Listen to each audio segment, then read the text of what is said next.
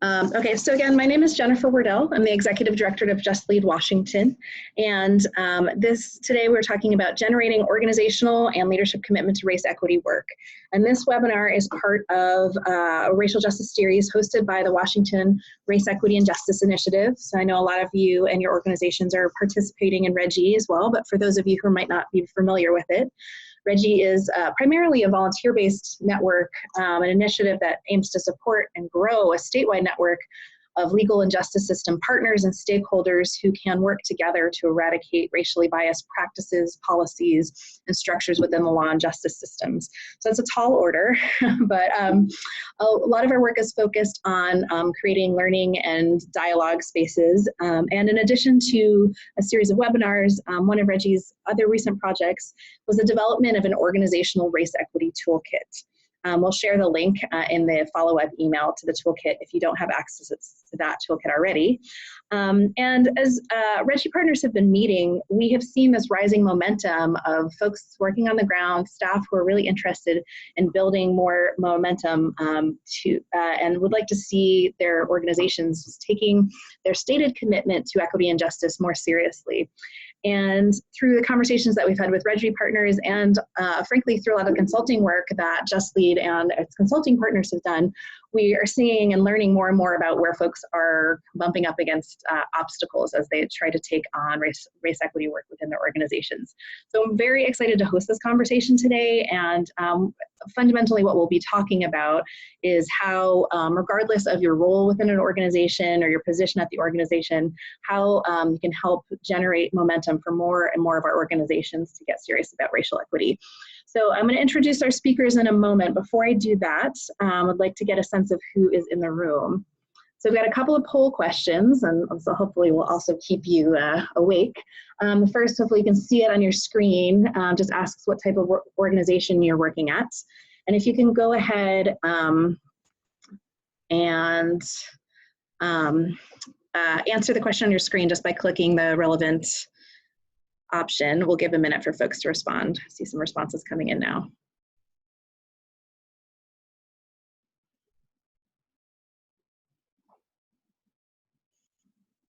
So far I see mixed civil legal aid, we've got some community partners, some advocacy organizations, public sector. Curious about the other, the folks working at different types of organizations, feel free to add that info into the chat box. It's great to see where you're all coming from.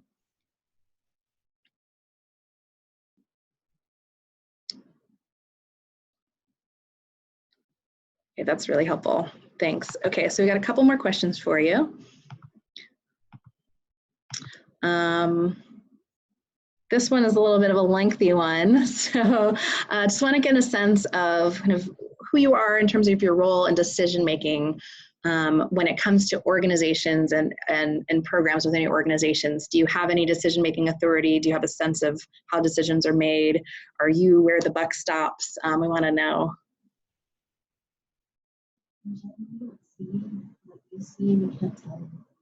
Okay, great. Sure. I'm surprised that that does not show up. Can you see it right now? You can see the questions. Okay. I think you need to participate to maybe see the audio. No, just click on the choose a polling option. So a nice mix here. It looks like about 20% of folks are saying, you know, I don't participate in organizational decisions. I often don't even know how, why, and when decisions are being made. Certainly a common dynamic, and particularly in larger organizations. About half of you saying I participate in organizational decisions, but there are additional decision makers above me. And a handful of folks who have some visibility or feel like they're largely responsible for making decisions. So that's interesting to see. I particularly want to call out the fact that just about 85% are not solely or largely responsible for making decisions. And hopefully what we talk about today will be relevant to just about anyone, but I know even if you're at the director level or executive director level, you have a board to work with, and there's a lot of need to kind of bring others along in this process. So, okay, one last question and then we'll really get started. Where is your organization at in its race equity work? Which option best describes where you're at? You may have this might be your first exposure, still not clear what Reggie is or how you got on this webinar, need to know more, I'm gonna wait a minute for some responses to come in.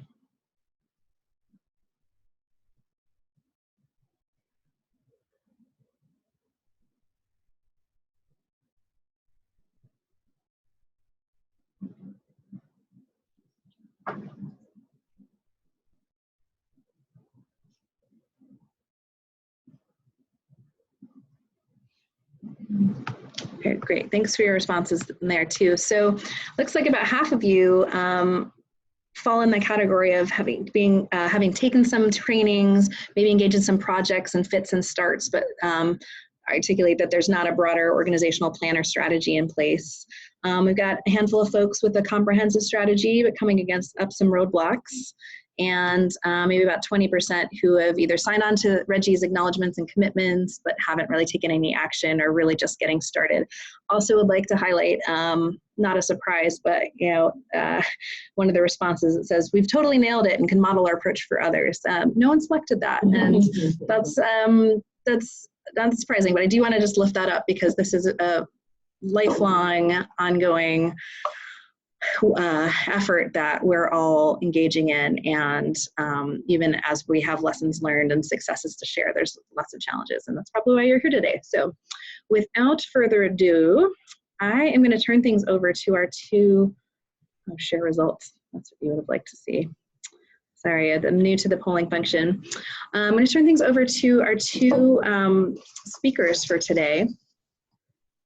Shortly. I'm excited to be here today with two consultants who work very closely with Just Lead and who have done in their own rights very extensive equity-focused consulting and training with legal and social justice organizations. So give me just 1 minute and a virtual warm welcome to Michelle Majors and Aline Carton-Lisfield.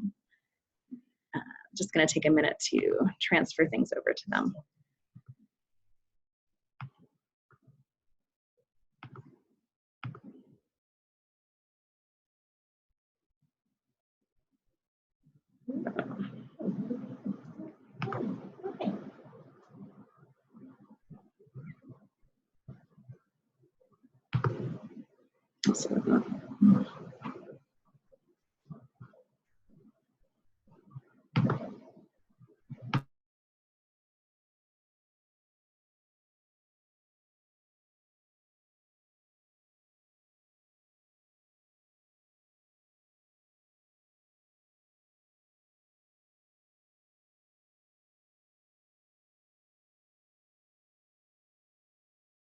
All right. Folks hear us okay?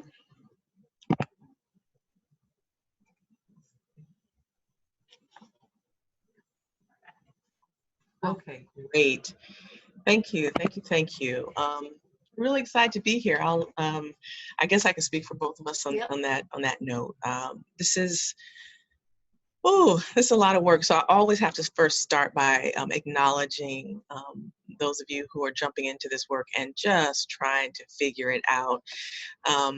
It's a very, very rewarding, and when you make these milestones and you move slowly forward, and that's the best you can do. I mean, I think there's not this, we've arrived, we nailed it. That doesn't really happen. But so let me just first give you a little bit of context about this webinar and the intent of this webinar. When we were putting this webinar together, we grappled with we really struggled with this idea that there's so much information, and there's always a question of, do you go broad and give a lot of information, or do you go deep? And so we just kind of said, well, look, we're going to just slow it down. We're going to pick a couple areas that we see predominantly in the field that people bring up, that are questions for a lot of people, and then we're going to go as deep as we can.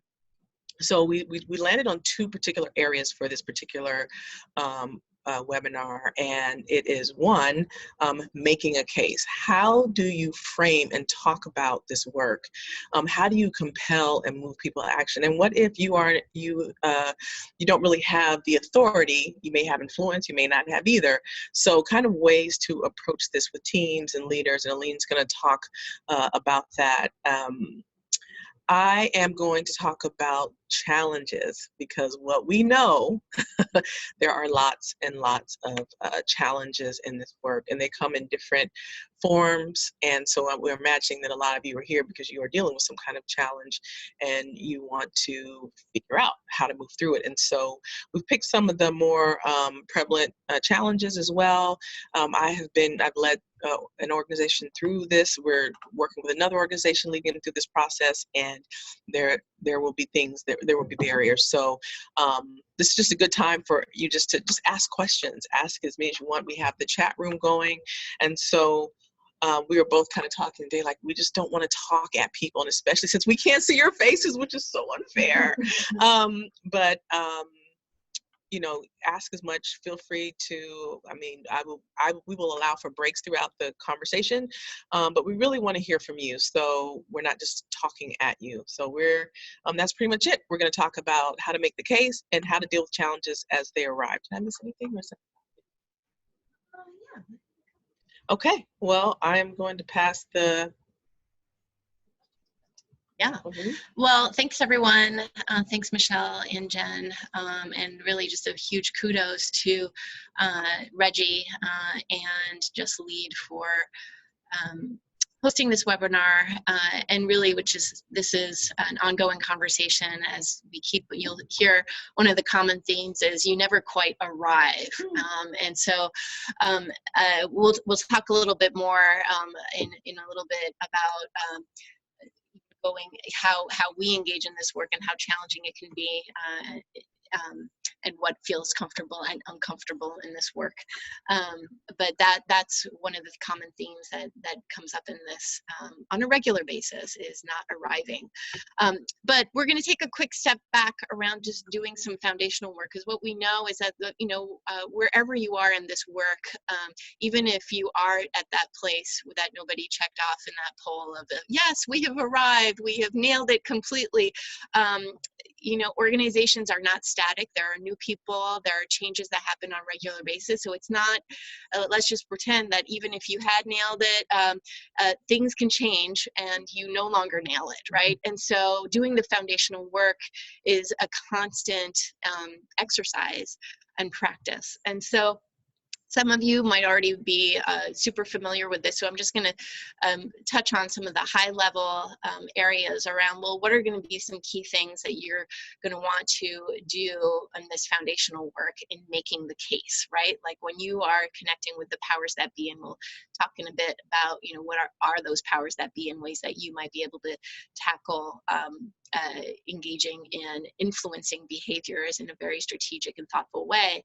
But the key sort of areas is, what's going to be the justification, and what are going to be the ways that you frame and approach the various audiences and the various types of power that folks have within your organization, and also outside of your organization, to be able to help you get to where you want to go in terms of making organizational change into prioritizing and actualizing walking the walk around race equity. And so the justifications, say you're sitting down with someone, whether it's someone who's, in positional authority, or maybe it's a peer that you're trying to get on board because you know that they are someone who, is highly valuable in the organization, and having them be an ally is going to be incredibly important to advance this work. There's lots of sort of, for those of you who are in the law and justice world and where you make a living making arguments, right? This is not going to be all that familiar, not unfamiliar to you, where you're making, you're trying to highlight the high level arguments in your outside work. This is you making the high level arguments on your inside work, your organizational work. So there's a moral imperative that we're talking about here, right? So for some people, that's really going to be compelling for them. We know that in this day and age, there's really no excuse for not engaging this work. And so sometimes well, so I'll just leave it at that.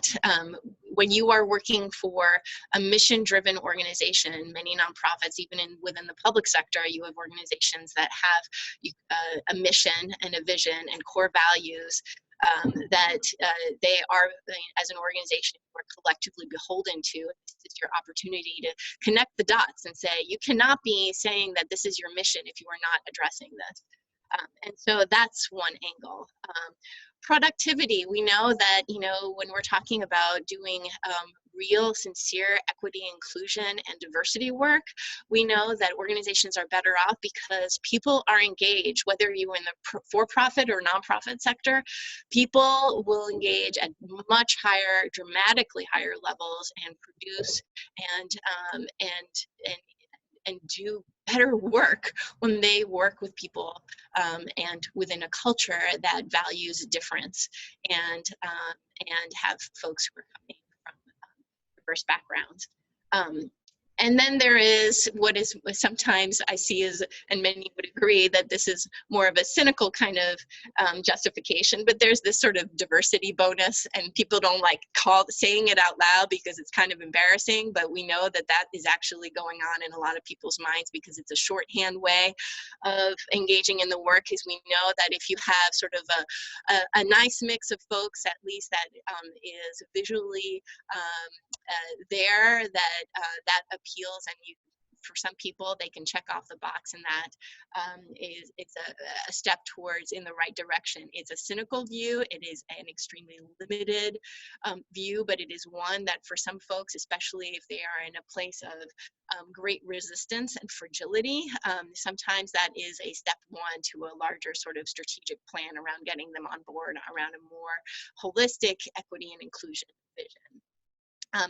And then, one thing that you have to do while you're thinking about and engaging in this how do you justify and make the case for this work is that you need to be thinking about, how will this work change my organization, right? You have to be able to articulate and frame this work in a very positive way. So whether it's going to be, the moral imperative or, making the case, how it's going to engage folks and where folks are going to be more productive, or it's the diversity bonus, or perhaps another sort of compelling argument that you can make, you need to be able to articulate what's the vision that is going to appeal to whoever, are, as we might say, the powers that be, that is going to be compelling for them.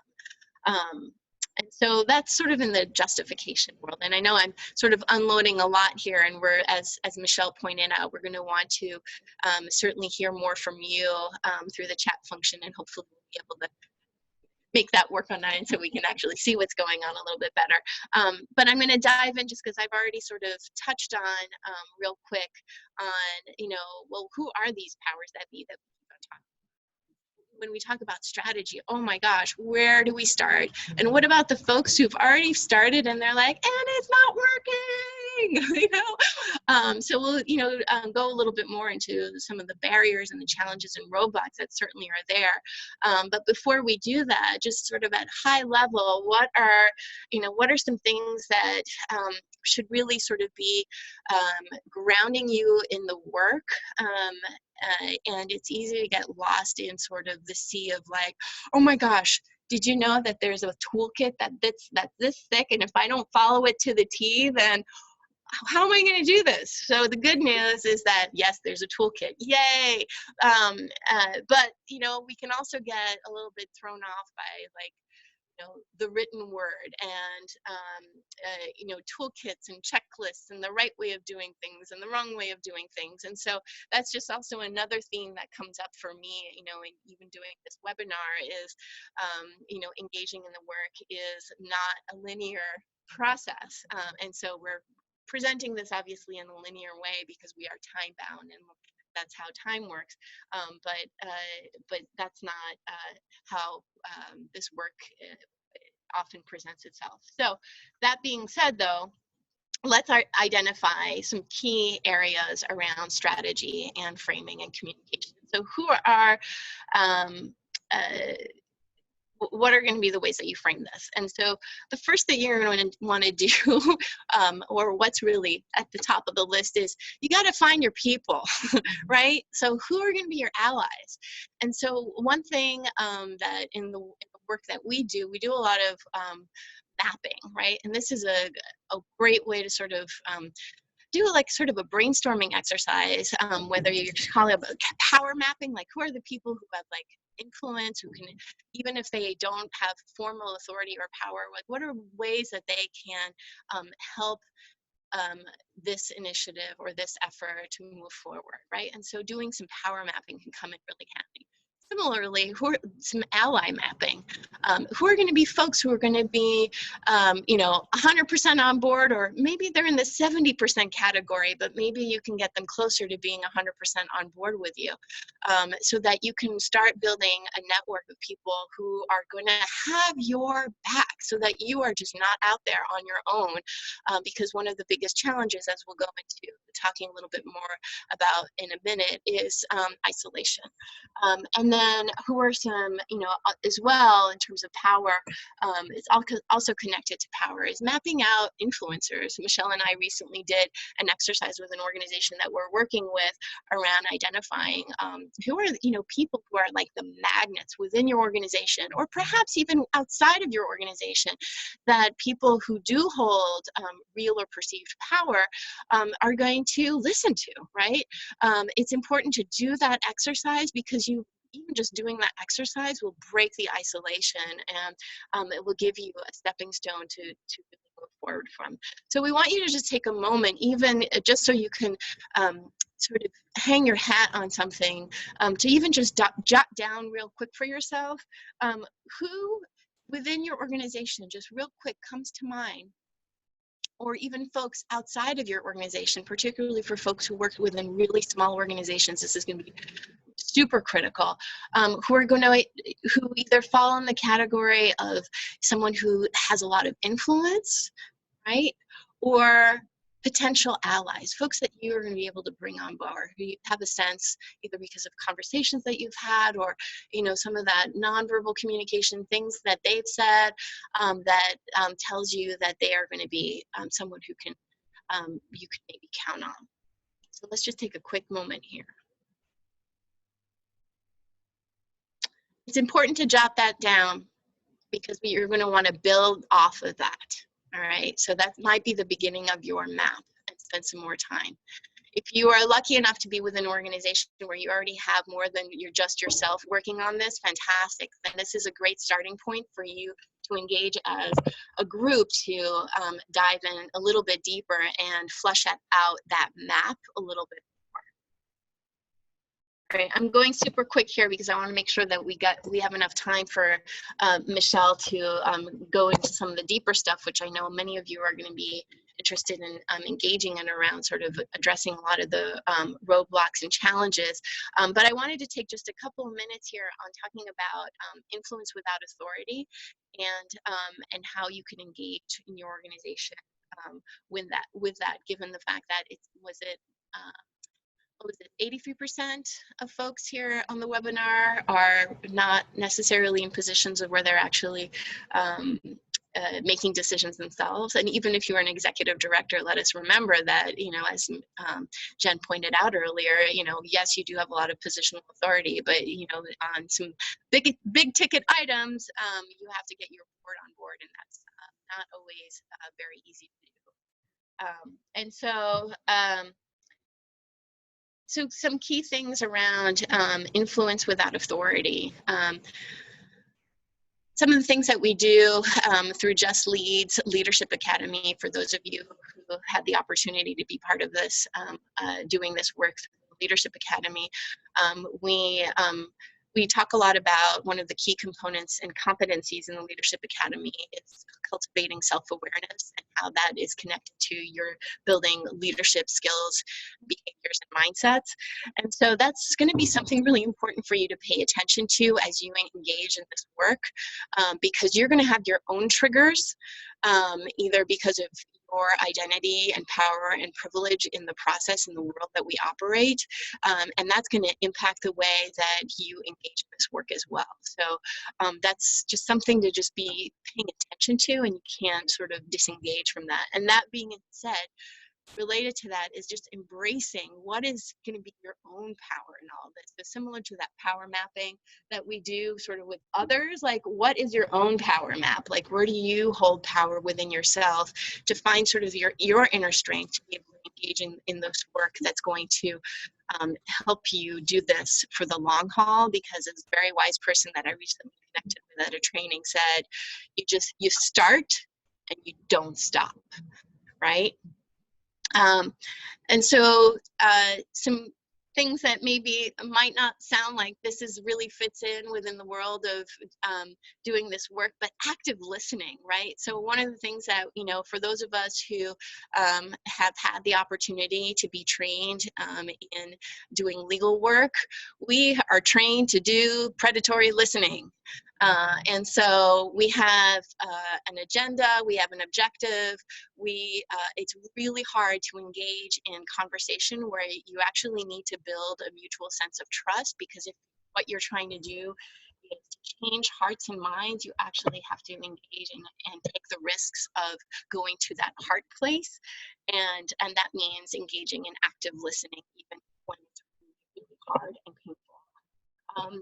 Doing what is really hard sometimes too is one-on-one authentic relationship building. So this is connected to building your network, building coalitions of folks within your organization if you have a large enough organization to be able to do that, but also outside of your organization.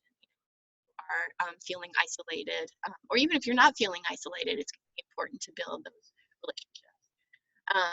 And then we don't have time here today, but for those of you who are curious and are about some of the other dynamics around influence without authority, there's, if you were to Google what's called the Bradford-Cohen method of influence without authority, there's a nifty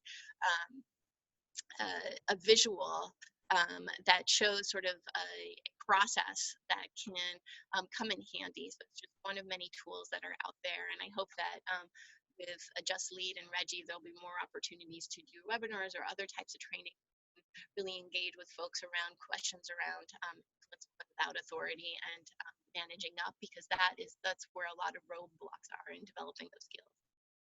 Time and patience. All right. I know I'm running out of time, so I'll just quickly say one last thing, and that is there are basically like 4 to 5 categories of people that you are going to be engaged with, or probably already engaging with doing this work. There are folks who already fall into the category of advocates who are already on board with you, and yay, if you have those people on board, that's fantastic. You have your allies, right?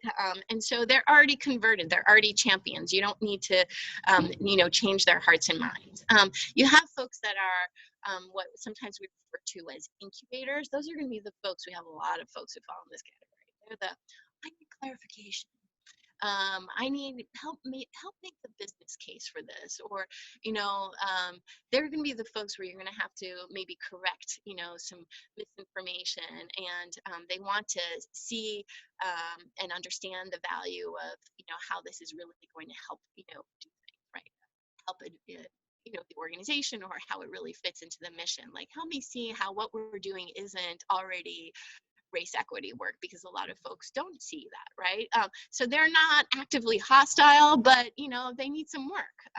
Then you have the whole other category of folks who are kind of like the apathetics, or they're already like either apathetic or burnt out. Sometimes it's hard to tell the difference, because especially in our line of work, it's a lot of people are just, they've got a lot of compassion fatigue and they are just burnt out, right? And so a lot of these folks are going to need a lot of information. They're like, I need access to training. They're going to want articles. They're going to want data. They're going to want, again, more of that sort of compelling business case. And then you have a whole other category of resistors, right? Honestly, you're not going to want to probably spend a whole lot of time with the resistors. There's a lot of energy when you can actually have a lot more impact with the folks who are at the incubator and apathetic or fatigue, burnt out level. Keep that in mind. being attentive to knowing your audience is super, super hard, right? Like it's being able to read people, right? And over time and relationship building will help you figure out, are you a data person? Do you need a lot of like things written down that look really official with lots of numbers and statistics? Or are you someone who like, I just need to be able to like have coffee with you enough times, like where you actually you know, feel like I'm not trying to manipulate you, and you're just trying to have an authentic dialogue and have mutual understanding. If you can get to that place and figure out where people are at, the folks who can have the greatest influence, yourself included, and the folks power, that's going to really help you advance the work, is knowing yourself and knowing those folks. I know I went really, really fast in some of this. Should I stop right there and then? If anybody has any questions about anything you said, we can take a minute, see if anybody has anything, or we can move on to everybody's favorite topic, challenge. Challenges. I don't see anything. I'm basically live tweeting. You're live tweeting. Thanks, I Jen. see. Okay, so then let's just go ahead and move on to some of the challenges. I'm really grateful for Andra, who, when I first started working at Columbia Legal Services, you know, back in the day, she was one of the first people that came into my office to greet me and make sure that I felt welcomed and supported and loved. So thank you, Andra, and thanks for asking that question. I need to reread it? I can read it. You can start. It's a big question to start with. How do you address when the white power structure tokenizes workers of color and the worker of color institutionalized? Okay, and go. So I was going to answer right now. I kind of had my whole intro set up. So let me just kind of set the context. But I have definitely put that out there. Put that on my list of things to talk about. Really, really great question. And when it comes to dealing with challenges, I can't get this thing. It's so multi-layered and multi-dimensional. What Andra touches on is something that I'm going to talk a little bit about in terms of internalized oppression and tokenism a little bit, just a little bit. That's kind of a whole seminar in and of itself. So Bill Kennedy, one of the greats doing this work, and just one of who's active in this work, he made the statement, in this work, comfort is the enemy. Comfort is our enemy. In this work, comfort is our enemy. And I think we spend so much time trying to find the best way to do this as comfortably as we can. And that slows down our ability to do the work. And it's just inherent discomfort in doing this work, and that causes challenges both for people who are advancing the work and for people who are afraid of it and resisting it. So that just comes along with this territory. And there's no way to have this conversation about moving forward in your organization or trying to do this without being authentic and transparent about some of the challenges that arise. And there are some challenges. So I want us to think about, and I'm going to ask Aline, but first let me talk about, just for example, one of my greatest challenges in doing this work is not only as a Black woman in this day and age, trying to find technical words to describe and explain something that's very visceral. If you can feel the pulse in our country, you can feel the tightening of people. And then we're trying to do this work where this already just comes with its own stuff, but then adding on to people's mounting anxiety and fear about what's going on and how do we bring this to organizations. So the good news is that where we are now has prompted and pushed people, we got to talk about it. I mean, I don't think at this point we got to talk about it. We have to deal with and get over whatever we need to get over and deal with it. So as a Black woman kind of going through that, it's very visceral. And I was explaining it to someone the other day. I said, it's like trying to show someone how to ride a bike, and you can tell them, put your hand here, you can your feet, but you can't describe balance. You can't teach it. You can't describe it. You can't define it. It's just something you feel in your body, and you know when you have it or you don't. And so I keep trying to say, just balance, people. And that hasn't worked too well. But it's, for me, it's that constant finding balance in this work. And some people, what I'm realizing in another part of my frustration or challenge, that some people are more committed to not falling off the bike than they are to figuring out what balance is and how to balance. And that's enough to stop people in their tracks. So we're dealing with a lot of that. So whatever challenge I give you, whether it's resource challenges or fear of retaliation or whatever the challenges are, and I think it's more about, we don't want to fall. We don't know what it feels like to fall. We know it's gonna hurt, and nobody wants to sign up for pain. So yeah, so that's what's going on. So that's kind of like one of my challenges in doing this work. Do you have a challenge? And also, I'd ask you to share, like, in the chat room, does anybody have any particular challenges that they're dealing with? I'd say for me, one of the challenges, I mean, I think this webinar is in many ways sort of a perfect example of it. We keep on saying this is such an iterative process. This is about an experience of engaging in work that is actually not linear, that doesn't fall into a neat checkbox. Here's the list, the do's and don'ts, and then at the end of the day, we can all say it's all good, right? But here we are doing a webinar, and we have toolkits and we have things, and things that are there to support us. And there's this sort of cognitive dissonance where on the one side of my mouth says, we just got to be and engage, start, don't stop. And yet I also feel from folks a lot of pain when they are engaging in this. And it's, more than just discomfort. It is real, it is pain, and it is fear. Fear for white folks who are feeling very fragile and vulnerable because this is unfamiliar, and relinquishing power is really, really hard to do. And then fear for folks who are in communities of color who are experiencing these realities, and engaging those two things at the same time is just really hard. So there's nothing about this that is comfortable, and there's nothing about this that is linear, and it all is contradictory. That's what feels hard. Okay. Anything? I don't see anything else in the chat room. We can go forward. Okay, I'll let you manage. Yeah, I'll stay in my lane. I do this, you do that. Okay. So what I want to do is I want to just go straight to Andra's question, because it wasn't on my list. Thanks, Andra. It wasn't on my list of things to talk about, but it's important, and I think it's often overlooked. And I'm sorry to interrupt you. Oh, okay, I can repeat it.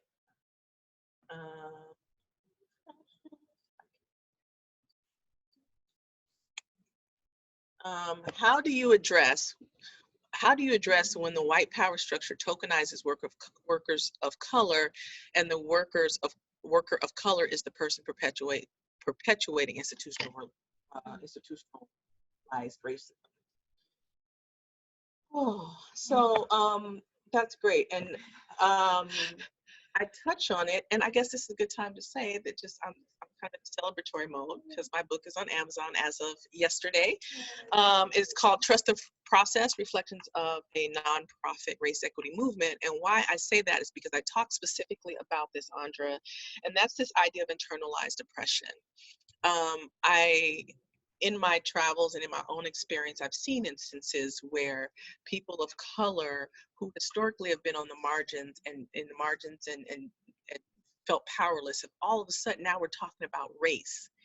And what people of color know is that white people are afraid to be perceived as racists, called racist, like that is like, please don't, anything but that, right? And so there's this shift And there are these observations that I saw with people of color who had some sense of power while all this was going on, because they now knew that they had a card to play in during this time when when everything is feels hyper racialized. And so what I experienced was a lot of people who had been within the organization for 10, 20, 30 years are resentful of the younger people of color who come in, and like they're demanding offices, and they're demanding to be treated respectfully, like God forbid. And so there's two pieces to what you said. It was one about tokenism by leadership, and the other one was people of color and internalized oppression, and how there's that piece of harnessing power and using it in a way that doesn't necessarily support the greater vision. And there's also so the impression is so internalized that when they can please the leader, their white leader, it's you say house slaves versus field slaves. It's that mentality of I just want to finally be accepted in this in the power structure, right, by any means necessary. So those are kind of two things that kind of happen in this process, and I've seen it not once, I've experienced it, but a few times of how that plays out. My answer and thoughts, and believe me, I have answers, I don't have the answer. My answer around tokenism, what I found to be a partial, I don't know, remedy, what's another word? I can't think of another word, but some to address that is how are the people of color in the organization, what are the voices of the people of color in the leadership body? So what I can tell you, for example, when I worked here at CLS, there were enough voices at the table that I could see something that maybe Murph, the white director, could not see. And she gave me voice to be able to say, that could land this way. We talked a lot about optics and perceptions, because people operate in relationship to optics and perceptions rather so much than like facts and data and truth. Like I felt this way, it felt this way when I saw it. And so there's that transparency piece, but there's also about having more diverse voices at the decision-making table, and a leader that actually value those voices. And so this could spin out into a lot of different directions, because there are some leaders who bring more diverse voices to the table, but they don't really have power. And so that's where the tokenism comes in, right? And so I'm not, without going into a lot more detail or having more information about that, I can tell you that what you're speaking to is very real, and that people feel tokenized when they are invited to be part of the process or invited to be at the table, but they don't have a real voice. And so maybe I didn't say it clearly, but are there other people of color in the organization where you can sit down and have a conversation with that leader and say, this is how this lands. This is what we experience when you invite us to be part of the interview process, and we don't have any document, we don't get the resume until we sit down. We can't, we're not really part of the process. We're just a check the box, right? So I feel like I've actually pulled up more layers of the onion than really answered it, but I just wanted to acknowledge that what you experience is real, and it happens a lot with tokenizing and internalized oppression with people of color in these movements. I'm going to move on from there. That's what I'll do. Did anybody have any? Okay. The challenge is having leadership who is verbally supportive, but does not actually engage with the programming that the equity staff and teams do. The leadership silos the work to designated staff and takes organizational credit for it without internalizing it, and in times acts in ways that undermine it. I also find hierarchy in general to be a barrier to transparency and power shifting. That is some real. Yep. ask that question That's and let them know that, yeah, I bet it is. Well, there were actually like 8 different themes in that. Cheesy Pete. So can you just do first, just kind of. Sure, yeah. Leadership that's talking the talk but undermining the walk is how I took that. Siloing the work to designated equity staff rather than taking it on as an organizational priority. Well, I think about, geez, that one's so tough because it's a different conversation if you're an organization of 40 people and there are 13, 14, 15 people of color who can galvanize and appeal to the leader to make those kind of changes. It's totally different when it's a 5-person conversation and there's one, you know, and so there's different approaches based on the size and the composition of the group. But what I can say for sure is this idea, did the person sign on to the Reggie? Do we know that? Okay, so I guess I'm making assumptions if they're here that there's, but that's not a very fair assumption to make. But first, did they sign on to any kind of initiative? So for example, like Reggie or anything, did they give any explicit statement? Okay, so they did sign on to Reggie. So inherent in that is an expectation. So as people of color, and I'm gonna say it is white dominant culture to say, we have it in writing.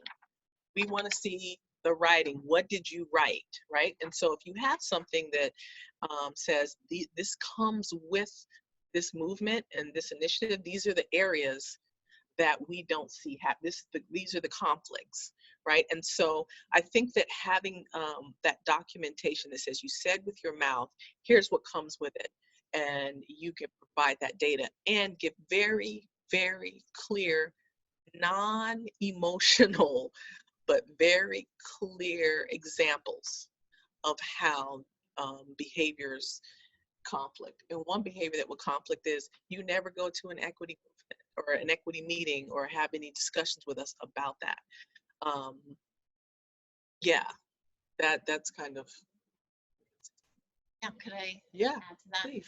I think that it gets more nuanced and tricky with organizations that have taken some initiative and made an investment in the work by having I'm just going to make some assumptions here just built into that question around, well, there's some level of investment, maybe some resources that have been put into doing equity work, and even and over time how that work can be siloed in and of itself, and particularly the larger the organization is, any kind of work gets siloed, and so it just falls into sort of that category of like, all right, that's that bucket, that bucket, that bucket. And from a leader standpoint is, I'm just trying to manage all the buckets and know just enough about all the different buckets. And so from their perspective, it could be, well, yeah, I'm going to take credit for it because that's one of the buckets. And we talk about all the buckets that we do. And I need to be able to,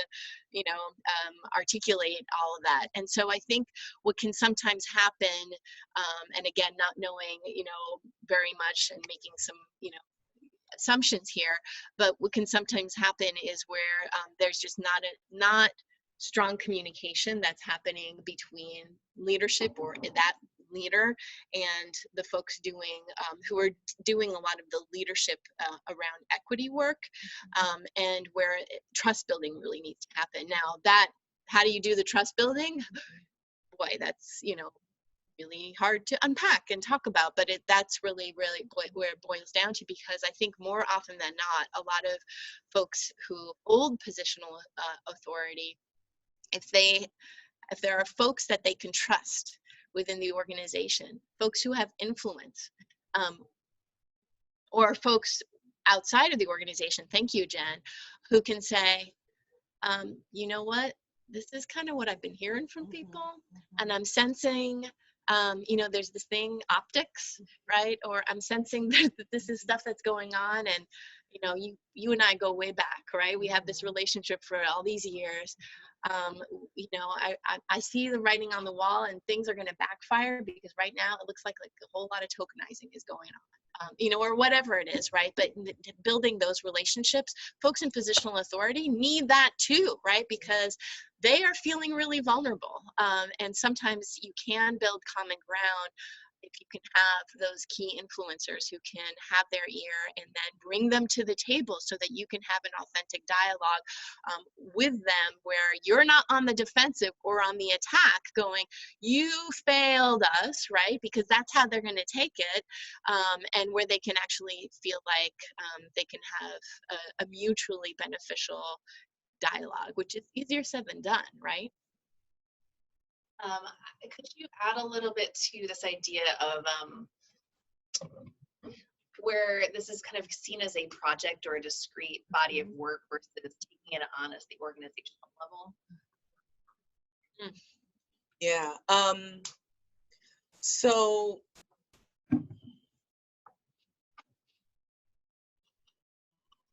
that's really kind of, this work is really this is the leader's, like the leader has to in so many ways be explicit about the work, be intentional about integrating it in all aspects of the area, all aspects of the organization. And I mean all aspects. Your vendors, how do you select who your vendors are? I mean, every corner of the organization, it has to be an intentional, explicit commitment. In that vein, it cannot be some committee of people who do it after work. It has to be part of it. A lot of the things that we're talking about today all boil down to the leader not saying, yes, this is who we are, or being really waffly about their commitment, or they're beholden to a board that's kind of like, can we afford the resources to put into this, right? And so when I hear leaders or organizational stance of this is a side project, and I talk about this, I talk about it in the book. I've been waiting to say that, but I talk about it because there are different circumstances where in some cases you have a leader that's on board, but other members of the leadership team aren't. Some, where you have a group of people who are, and the leadership sees it as, these side projects. In those cases where you have a leader who sees it that way, there needs to be the organizational influencers and strong like mouthpieces in the organization, like you were talking about, that get together and appeal to the leader as one. I think what happens is you have people here and there, and there's not a concerted effort to help the leader understand that we live in a day and age where you can't not talk about it. More and more organizations are saying, I'll say fewer and fewer organizations are just not paying attention to race anymore. And I hate to say it, almost sounds like a fad, or, sometimes where people are like, oh, we want race equity, we want, but you have to institutionalize it. And so I don't really have a question or the answer that I may have you feel like in your bones, like, oh, okay, yeah, that's what we do. It's really a commitment that the leader has to make. And if you are a person in the organization that is doing the moving and doing the leading this movement, and you're bumping up against a leader who one is either saying, yeah, I'm doing it, or taking credit, not, or taking credit for something they're not participating in, or have it as a side project, there has to be a shift in that leader's thinking, and you have to galvanize your people to make that shift happen. One of my bullet points that I'm going to get to, but there's other stuff. Okay, good. Is about fear of retaliation, or fear of being in an organization where your efforts to really do work, but there's the symbolic check the box work, but your commitment to really do work has you in a place where you fear that like explicit, like you got to go if you keep up with this messiness, or some kind of passive, like, I don't know if we have time for you to do both your job and this race equity work, you got to choose one, like that whole thing, right? We talked a lot, and we talked about it here the other day in the office, of there's these strategic choice points along the way that you as an individual have to decide. And you have to settle this in your bones. And one is, decide to stay and just for the sake of your family and feeding your family, like this is chaos here at work, but I need to stay. I'm not going to deal with this racist stuff. Like it's causing too much on my stress. It's causing too much on, I go home, I'm cranky, nobody's changing, nothing's happening, or, whatever it is, you have to say, I'm not going to challenge the status quo. And for some people, they make that decision. But I can tell you, I haven't seen people stay too much longer after they make that decision, right? And they just find, you move on, you find another job somewhere where you can feel fulfilled and be happy. But another one is, take the risk and power through and call it out, call it up and be that person. And all of these come with some kind of self-compromise or self-sacrifice to be able to do any of these. So you have to choose them and choose them clearly. The most pain comes from being on the fence, where you're like, I'm just going to stay, but I really want things to change. That's just going to be a painful situation for you. So a lot of these things, if your leader's not on board, or if you're just struggling, if you're beating your head against the wall and you just find you're not getting progress, there's also some choices that you may have to make that nobody else, we don't really like to talk about. We like to talk more about how to transform the system and how to dig in there and but there's these other options too that I'm always like, preserve yourself, because the work that you're doing is important. And if they don't understand it, see it, receive it, and can't value it, someplace will. And so that comes with a self-value conversation. Can I add one thing to that? And that is, as far as a choice point for people who are white identified, those choice points are going to be very different than for people of color. And I think it's important to, while everybody who has a job, whose livelihood depends on, the work that they're doing. Yes, there's privilege in being able to do this kind of work that many of us, it's near and dear in our hearts. We do this because we care deeply and it matters. But the choice points are going to look different for white people. And even when it's scary and you feel like your livelihood is on the line, it's going to be a very different experience than for your colleagues of color who are putting a lot more on the line when they are organizing internally or externally around these issues. So I think it's just very important to be mindful of that when you are, as a white person, when you say, I'm going to check out now because this is really hard, right? Like there's a difference between that analysis and like, all right, I need to, what my livelihood is on this, and just checking yourself on that is going to be really critical, and finding other white identified people who are actively working on anti-racism to help you when you are at that choice point, so that you are keeping yourself in check and be like, am I leaving the organization because I have the privilege to do that and I can go to another organization where I don't have to struggle so hard and won't be so uncomfortable, or am I leaving, what are your reasons? That's right? good. That's good. That's very good. Any other questions? Okay. All right. So let's talk a little bit about like resource challenges. And again, this is one of those things where what we know is that people put their money where their values are. I mean, when we look at where we spend our money in this country, you look at military or you defense, or do you look at education, and which ones do you think that we most value based on how much money that we put into each of those, right? And that's like any other organization. And I think about someone who's really, really committed to doing something and how creative you can get when it's important to you. And so when people immediately push back with, we can't afford it. And don't get me wrong, it's a nonprofit. It's highly possible that there are budgetary considerations, and some of your funding might be restricted to certain, we have a lot of different things around that.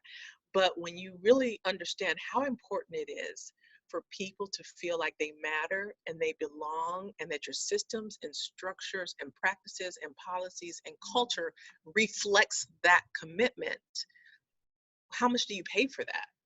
And how creative do you get? And so, start small.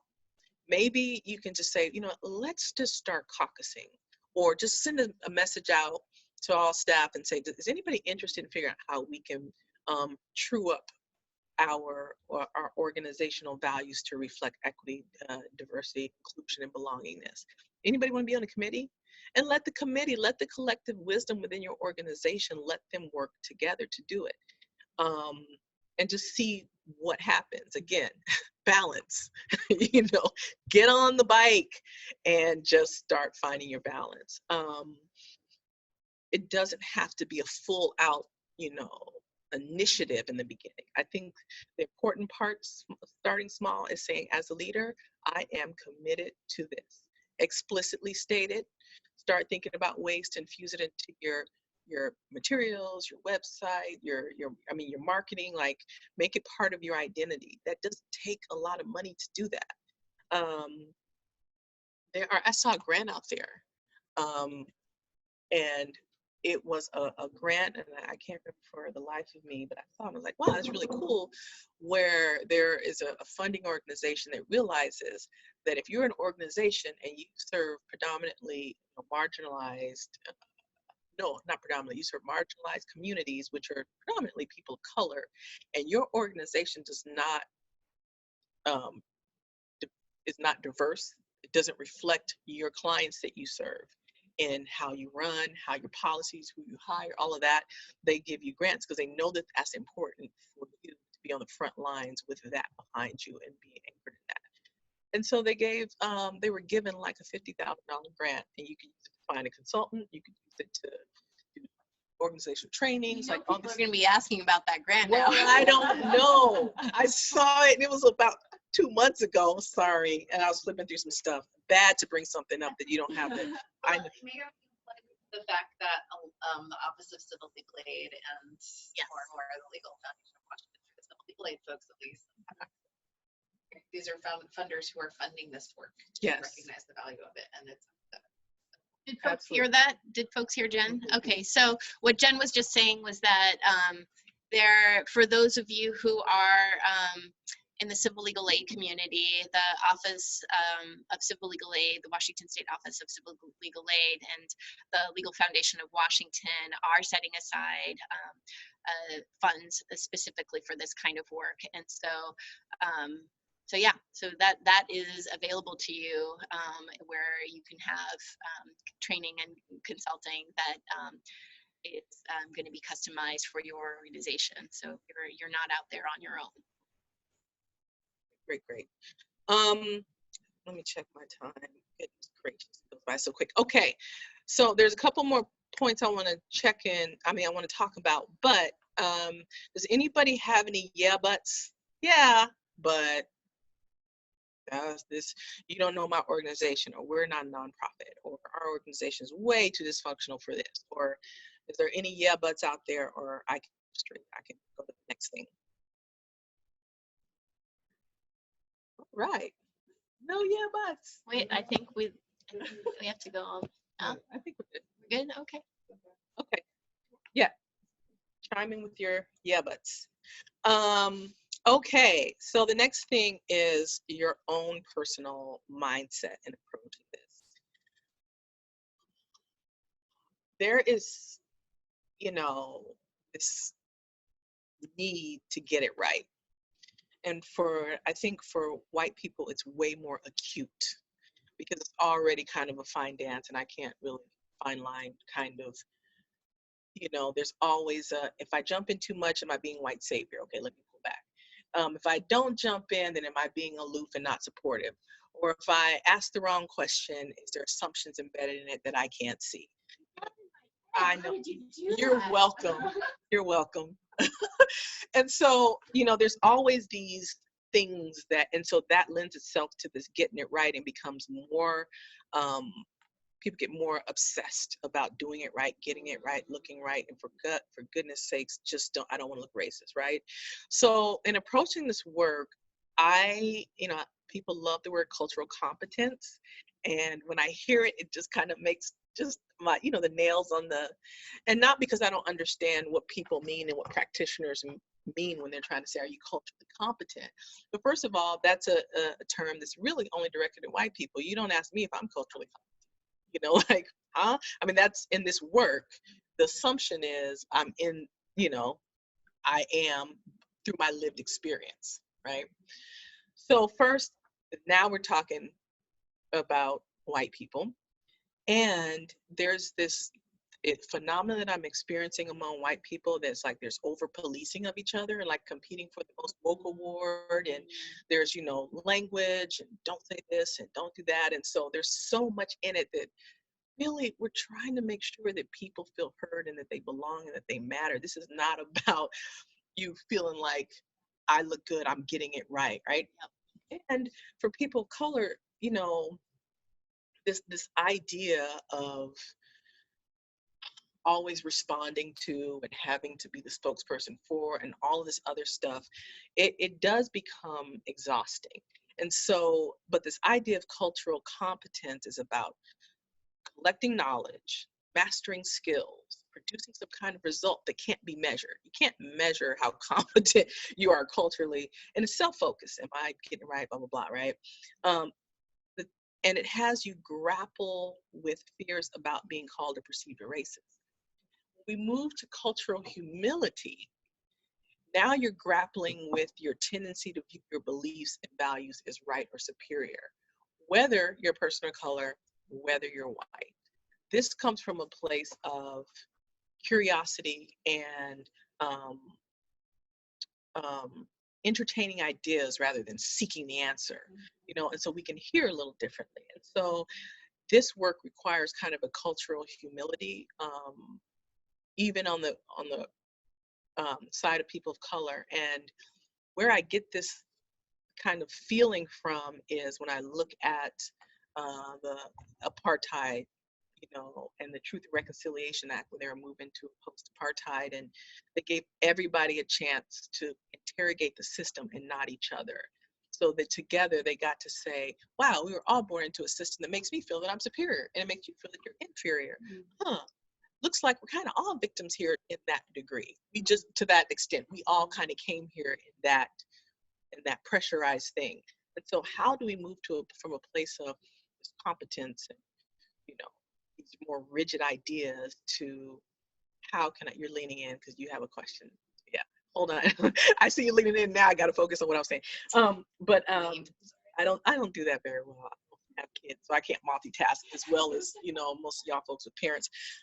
With children. So I think this whole humility thing and relating to one another from that space of appreciation, respect, and no, I don't know what your experience is, but I feel like I was trained to understand your world.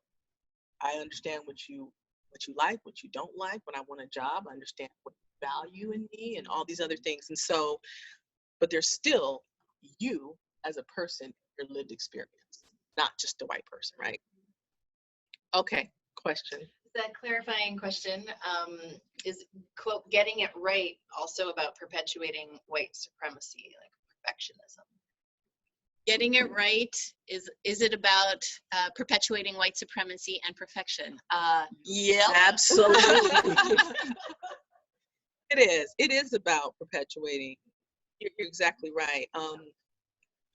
I'll just leave it there. That you know what it is. I've got another great question. If my organization is too big and it's hard for the information about race equity to filter down from the leader to all staff, is there another way that we don't just have to rely on our leaders? That's great. Yes. Is that Blanca or Bianca?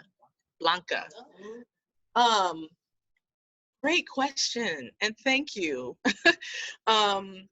Absolutely, there is a way, and it starts with you, because you're the one that asked the question.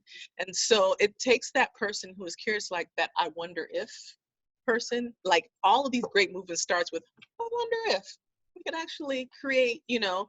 And so are there other people in your organization who share your vision and share your views? When you align with people, please, as a person of color, and I'm saying this as a person of color, to all people of color that listen to this, I'm not making assumptions that you're a person of color. I'm just making that clear.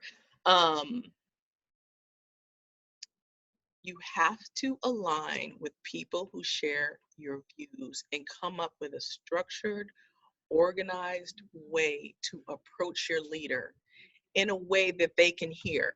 You know, that what's their love language? You know, that book, what's their love language? For some people, their love language is data. So you have to go in with data. For some people, their love language is, you know, how do I feel when I walk into work? Because you can tell when people are grumpy, or you can tell when the organization's in disarray.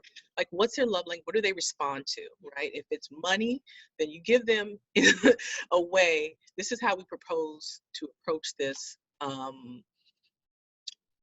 with your leader, and work with your leader for you to be the conduit to fill and have them sign on to, you know, I was the development director, for crying out loud, when I first became when I was moved to the equity director. I was doing something totally different, and I was kind of voluntold to be in this position, and I became that person that made sure that the vision and the goals were carried out, and with the HR, how we hired, with our conflict, you know, how we manage all of it. And so absolutely find your allies, make sure you're aligned, and that you have a unified approach as a group. And I say that specifically because I have seen it where you have a group of people of color in the organization, and some are more forceful, some are more collaborative. The voices don't match. And there's this is not clear, the approach, and then that will throw the leader off. And you just don't want anything to get in the way of how the leader hears your vision. So make sure that it's and what your plans are, what your approach is. I hope that answers. Okay. All right. Another question. You want to take another question? Yes. How do we approach the work when working in a multi-generational organization, trying to bring everyone together? How to do the work in a multi-generational organization. I talked about that just a little bit earlier, but more from the folks of color, where you've been here longer and your view of the way things were, you're more grounded in that, and the new people are coming with different ideas and different ways of thinking about things, and there's a clash inside of that. When I hear multi-generational, I instinctively hear, and this is one of my biases probably, I instinctively hear older white people who've been here longer, and newer people, whether they're color or white, but just newer people with kind of, so it's kind of the difference between that third wave and second wave feminism act, where it's like, the second wave feminism are like, wow, why are you fighting over the ability to breastfeed? There's still the wage gap, like what are your priorities here? And there's this clash in priorities and values. Can you say the question one more time so I know I'm getting multi-generational thing? I just came up. Can I add yes. here? I'm just like the disembodied voice, but I can only speak from my own experience as well, which is processing this as a white woman. And someone raised this in a session I was in yesterday, which I think is something that a lot of folks feel, at least white women feel, and thinking about race equity work, but don't always own, which is, well, God, I just worked so hard to get to the table, and it's taken this generations, and we finally feel like we have a seat at the table, and now we have to step away and make room for others, and like acknowledging like that's exactly what the work is kind of like we were talking about it as sort of like, yeah, finally you have this agency and power to open the door, and your job is to step aside and let everyone else through, right? But I think there's this real tension, again, speaking for white women or folks who kind of hold both those kind of targeted agent status, to say, well, how do I've been trying to find my own ways to be powerful in my own identity and where I've had issues, and now I have to own the fact that I'm the oppressor and really work through that. So that's making a generalization that's where a lot of, that because I think that cuts across generations, but we've at least been in spaces where people have shared that the longer and harder they feel like they've had to fight themselves, it's hard to let go. The other piece that we hear a lot, particularly in the legal service field, is that folks are really grappling with the this culture of scarcity and feeling like, well, if we prioritize this work, then we're not prioritizing the high volume of stuff that we can't already address. And if we're saying yes to a different client, then we're saying no to our clients, and really having to be intentional and thoughtful about like this. We are often talking about resource shifts, and we can be creative about bringing in new resource, but we are talking about prioritizing certain things, but we're doing that already. And what are we not seeing? What are we not working on? And what are we leaving behind if we continue to do work as it's always been done? But I think that's the longer the folks have been in this work, the more they struggle with that. I guess I would add that sometimes addressing the multi-generational dynamics within an organization is also in a meaningful way. So maybe it starts with a training around different, acknowledging some of the differences and having space, creating space to talk about multi-generational dynamics can also be a gateway to opening up a deeper dialogue around race equity or other issues around other target groups as well, because that's a sort of a softer way for a lot of folks to engage, talking about some things that might be vulnerable and at the forefront of their minds in a much easier kind of setting, and can get the dialogue going in the right direction. One additional just comment here that others can't see, this acknowledging that this can be a real dynamic for people of color who are in leadership positions and are do not want to rock the boat. And, Absolutely. Absolutely. I appreciate you bringing that up too. See, there are so many things. That's why I'm saying, like, the challenges, they're just not like, I can't just say, oh, this is a leadership challenge. I can, because I think it is, but who is the leader, and what that leader might be a token, for the board who, it just, so there are a lot of, you have to take a lot of pieces. So much of this is individual. I think that's what we bumped up against when we were creating this. We're like, we don't want to give, it's irresponsible to give people like static answers for something that is so different per organization size and composition. I wanted to say one other thing that I just read, that I didn't catch when Bianca asked. She said her organization is too big and the race equity doesn't filter down from the leader to all staff. You shouldn't have to filter it. That's another thing. It shouldn't have to be, it should be front and center with that leader.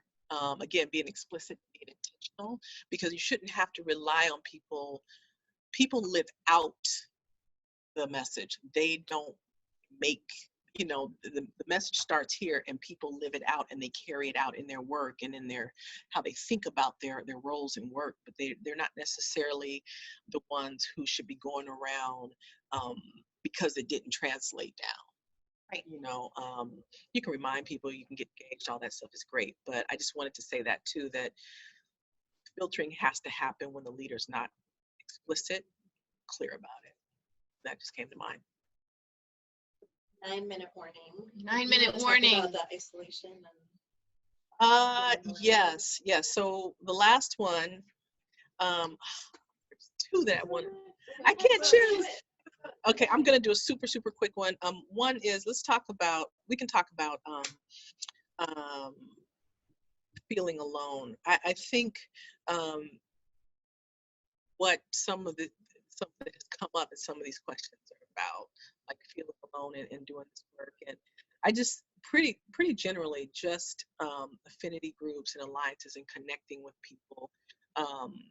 I think, Just Lead, you guys we have a good network of folks, the Reggie Toolkit, like there's a network of people who are starting to say, we're going to do this work and come get on board and find out ways to do this in your organizations. It absolutely can be a lonely feeling when you feel that you believe something, and especially when you believe it's so like core in your values and in your bones, and nobody can hear you or nobody's listening and taking what you say seriously. And so there's our networks of supports both in your organization. Find your allies, find your folks, but also elsewhere, like out here. And it makes such a huge difference. I could not have done it if I didn't have people that I could go to help me see, one, I am so not alone. It is amazing how many people are like going, I don't know what to do, and have all these different things going on. And so we just wanted to make sure that, because you're not alone. Look how many people are on this, here right now, kind of grappling with the same issues. Did I miss anything, Jen? No, but I just did want to plug, because where it feels like a lot of folks can get stuck is even just the how, like the commitment is there, but they're just not sure, how to operationalize some of this in terms of kind of changing decision-making or policies or things. And the power of working across organizations is that we can learn from each other, and there are real models and successes and ideas out there. So the more we can continue to be talking to one another across organizations and not reinventing the wheels, I think the better we all are. Absolutely. And then I think maybe we have just I think we'd be remiss if we didn't ask folks who are, maybe they're not at the, yes, we've nailed it, but maybe there's something that's happened there in their organization that they want to share that's actually been effective, positive, heading in the right direction, that might inspire folks, and also to build networking right here, alliance and networking as well. So is there anyone out there that wants to share a success? While you're thinking about that, I can answer Joelle's question. How do we deal with the fact that some people are unwilling to participate in the racial equity because they feel they will be giving something up that they are entitled to? Oh, Joelle.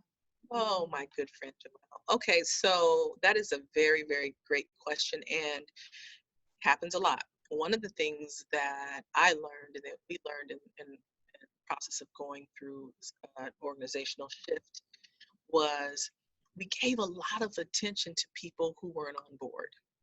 And there were so many people who were on board, who, if we had spent that time galvanizing the people who were already in the club, it would have changed things. We lost people. People will quit. They may quit. You have your resistors who are passive, who just like, nah, I don't want to do it.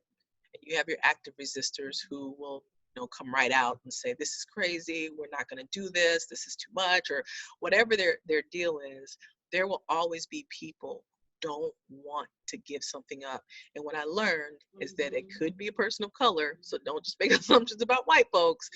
And it could, but because oftentimes organizations have more white people who have more to lose, then it's statistically probably more often a white person who's going to say, that's what Jen just brought up. Like, oh my God, I've worked so hard and I don't want to lose my seat at the table because now I have to scooch over and make room for somebody else who was where I was, like it just doesn't make sense. Anyway, so I just think that we should expect that there will be people who are not on board, who will feel like they have too much to lose, but those aren't the people that you focus on.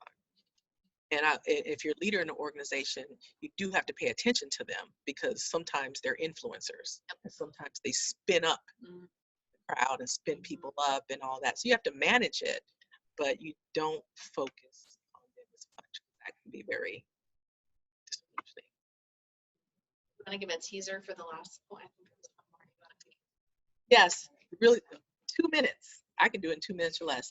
Organizational readiness. Like one of the challenges is like the upheaval that happens, the eggshell effect, communications breakdown, when everything is so, I say hyper-racialized, but it doesn't really mean much, but it just kind of gives you a sense of what people feel like. Everything is, did I say something wrong? So you might be in the part of your process where it's explicit, and you're actually physically making the changes, which means people are going to be uncomfortable. When people get uncomfortable, it appears sometimes it's because of this race movement. It might be, but people get really precious. They get nervous, they get anxious, all these kind of things happen. And one of the other things that we had to look at is hyper management of any legal concerns. When you open your organization up, let's talk about race. And then you have people who are like, I felt like I didn't get that promotion because of my, or whatever it was, or what you said was racial. Then in some situations, your organization will legally have to respond to that if they feel it's a claim, right? And so we had to be really thoughtful about when we're talking about handling our conflict through a restorative justice kind of model instead of a punitive, like who did it, we fire him, all that. We're shifting the way we manage conflict and move to this restorative justice model. And when we were writing it out, we said something to individuals who have been harmed by past practices, and that's true, but legally we couldn't say harmed. I mean, our outside counsel about died. You can't be going around saying we've harmed you and we've hurt you and we recognize it, but you have to find a way to say that in your work, in your practices. And so you say, we understand that people have been impacted. Don't say harmed. Don't say harmed. You didn't hear it from me. You didn't hear it from Just Lead. There are things like that that we have to be mindful of going through this process, because you open yourself up to vulnerabilities. I'll leave it there. I don't want now. We got 1 minute left. Boy, time flies when we're talking about race. race equity. So in this last minute, I just want to echo what's already, just real quick, some themes. So we know that this is an iterative process. Nobody has arrived. It's ongoing. And even when you have folks, everybody's on board doing the work, change is constant within our organizations, within our society. It's just all around us. And so the work is never over, but it is, it evolves and takes different forms. And so you just have to start and don't stop. One of the other key takeaways is you are not alone. Build your networks, create your affinity groups internally within your organizations and outside of your organizations. And even though it's not a linear process, there is a toolkit. The Reggie toolkit is out there, and you can easily download it from the Just Lead website. And there is the Reggie coalition that actively meets, and if you aren't registered for this webinar, we have your information, and if you aren't directly registered, please feel free, and you want to get more involved directly in the work of Reggie so that you can break that isolation and have access to greater resources and other folks who are actively engaging in this work. Feel free to email info@justleadwa.org, and we will put you on the list. Is there any other high level stuff that? Well, I'm super grateful and humbled to have been part of this conversation, and I thank you all for engaging in this and continuing in this work together with us. Thank you. Ditto.